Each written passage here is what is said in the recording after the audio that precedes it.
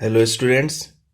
Chapter को आगे continue करते हैं। यहाँ तक हमने पढ़ लिया था सेपरेशन ऑफ सब्सटेंस। सेपरेशन का मतलब होता है सेपरेट करना किसी चीज को, है ना। जैसे कि हम लोग जो एक थोड़ा सा रिवाइज करवा देता हूँ। जैसे कि हम बिग बाजार वगैरह में जाते हैं तो हर चीज को सेपरेट करके रखा हुआ है ना। फ्रूट वाला सेक्शन अलग है, टॉयज वाला सेक्शन अलग है ना। इस तरीके से सेपरेट करके रखा है, जिसके वजह से क्या होगा, हम फायदा क्या है सेपरेशन का कि हमें आसानी से चीजें मिल जाएगी, राइट। हम आसानी से मिल जाएगी तो इससे क्या होगा कि हमारे टाइम कंज्यूमिंग कम लगेगा। हम कम समय में जो भी चीज हमें चाहिए वो आराम से मिल जाता है, ठीक है ना। तो suppose you are giving a basket containing onion, lady fingers, green chillies, brinjals, guava, apple, mango. If you are asking to separate the above fruits and vegetables, it is very easy, है ना। You will pick one kind of fruits or vegetable at a time and place it separately, ठीक है। However, you are giving a mixture of salt and sugar and ask to separate the two, it will be difficult. क्यों? क्योंकि एक जैसे दिखते। Bye test के help से हम इनको सेपरेट कर सकते हैं, मगर हम लोग नॉर्मली हैंड पिकिंग से सेपरेट नहीं कर सकते, because the particle of salt and sugar are too small to pick by the hand, ठीक है ना। बहुत छोटे होते हैं इनको पिक करने के लिए।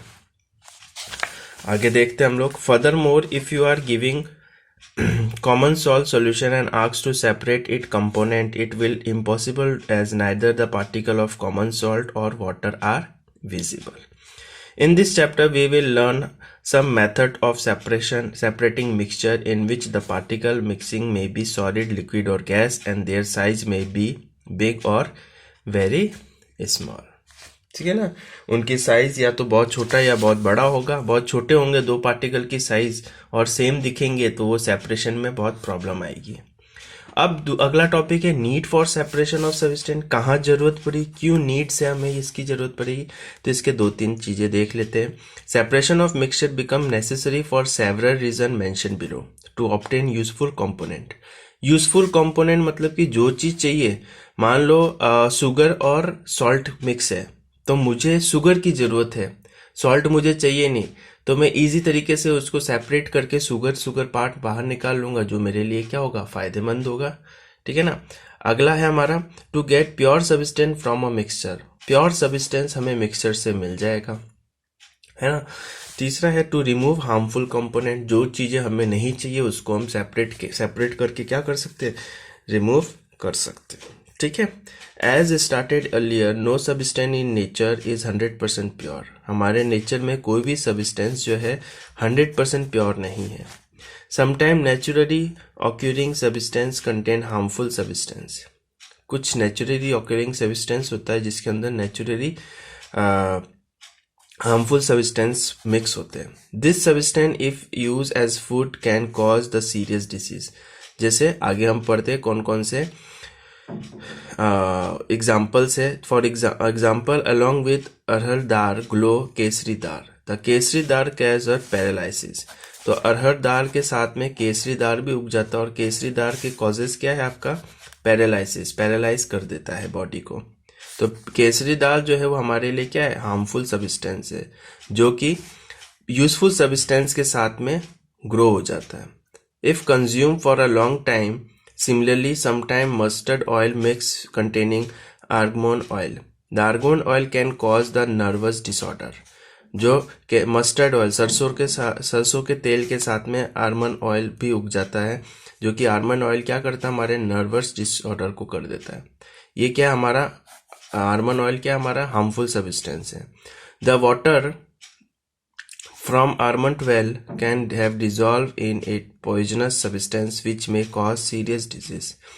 Similarly for the wheat from the field may contain harmful seeds of weeds. Weeds क्या होते हैं बेटा, वीड्स होते हैं हमारे हार्मफुल अनवांटेड प्लांट्स जो कि हमारे क्रॉप्स के साथ उग जाते हैं। तो हम अगर वीट के सीड्स खा रहे हैं, हम लोग वीट खा रहे हैं तो उसके साथ में वीड्स के भी हम लोग सीड्स क्या कर ले खा रहे हैं, जिसके वजह से क्या हो रहा है, हमारी प्रॉब्लम्स क्रिएट हो रहे हैं। And straight the milk adulterated with ponds water may contain germs and bacteria. Rice store for years may contain insects and their egg. हमने देखा होगा राइस वगैरह हम लोग बहुत दिनों तक स्टोर करके रखते हैं तो उसके अंदर इंसेक्ट्स वगैरह हो जाते हैं, है ना। वही इंसेक्ट्स हम लोग क्या कर लेते हैं, अगर हम लोग राइस साफ करके नहीं बनाते तो वही इंसेक्ट हम क्या करते हैं, खा लेते हैं। The water from a village pond may contain disease causing bacteria and germs. और वही वाटर अगर हम विलेज के वाटर्स पियेंगे जो कि फिल्टर नहीं है तो वो क्या आपके पास उसके अंदर बैक्टीरिया और जर्म्स हो जाते हैं जो कि हमारी बॉडी में प्रॉब्लम्स करेगा। तो वाटर हमें यूजफुल सब्सटेंस क्या हमारे लिए वाटर है, और इसके साथ हार्मफुल सब्सटेंस कौन से है, बैक्टीरिया एंड जर्म्स। तो सेपरेशन करके हम ये हार्मफुल सब्सटेंस को अलग करते ताकि हमें जो चाहिए हम इजीली तरीके से उसको ले सके, ठीक है ना। टाइप ऑफ मिक्सचर, अब कोई भी चीज जो है मिक्स होकर बननी है तो टाइप ऑफ मिक्सचर के बारे में देखते हैं। व्हेन टू और मोर एलिमेंट्स और compounds mix together not necessary in a different ratio and do not interact chemically, then the resulting substance is known as mixture। कोई भी दो सब्सटेंस जो है वो क्या है, उनका प्रोपोर्शनली सेम नहीं है। जैसे फॉर एग्जांपल मैंने नींबू पानी ले लिया तो नींबू पानी के अंदर पानी भी है, नींबू लेमन के लिक्विड भी है और शुगर भी है ना। ये तीन चीज का मिक्सचर है मगर तीन चीजों का प्रोपोर्शनलिटी मात्रा जो है वो बराबर नहीं है। क्या पता नींबू ज्यादा कर दिया हमने या फिर चीनी हमने ज्यादा डाल दिया, ठीक है ना। There are two type of mixture, दो तरीके के मिक्सचर होते हैं, एक होता है हेट्रोजेनस मिक्सचर, दूसरा होता है होमोजेनस मिक्सचर। हेट्रोजेनस मिक्सचर क्या होता है, डिफरेंट, जैसे सॉइल प्लस वाटर, दोनों के पार्टिकल्स की साइज अलग है और दोनों एक साथ मिक्स किया है तो मेरे पास जो मिक्सचर आ गया वो आपका हो गया हेट्रोजेनस मिक्सचर। और होमोजेनस मिक्सचर का एक बेस्ट एग्जांपल है एयर जिसके अंदर क्या मिक्स है, carbon dioxide, nitrogen plus oxygen, तीनों ही मिक्स है और तीनों ही क्या है आपका मिक्स होके क्या बन रहा है, एयर बन रहा है, जो हमारे लिए हम जो ऑक्सीजन की चाहिए हो गया। मतलब ऐसा तो नहीं है कि नाइट्रोजन अलग है, ऑक्सीजन अलग है और कार्बन डाइऑक्साइड अलग है, नहीं, एयर के अंदर तीनों चीज मिक्स है और तीनों होमोजेनस है, सेम तरीके से एक दूसरे के साथ मिक्स है। यहाँ पे दोनों अलग अलग है तो इसलिए हेट्रोजेनस मिक्सचर कहते हैं, ठीक है ना। रिमेनिंग पार्ट यहाँ तक हम पढ़ लेते हैं, रिमेनिंग पार्ट आप लोग जो है नेक्स्ट टॉपिक में हम लोग कवर करेंगे, ठीक है।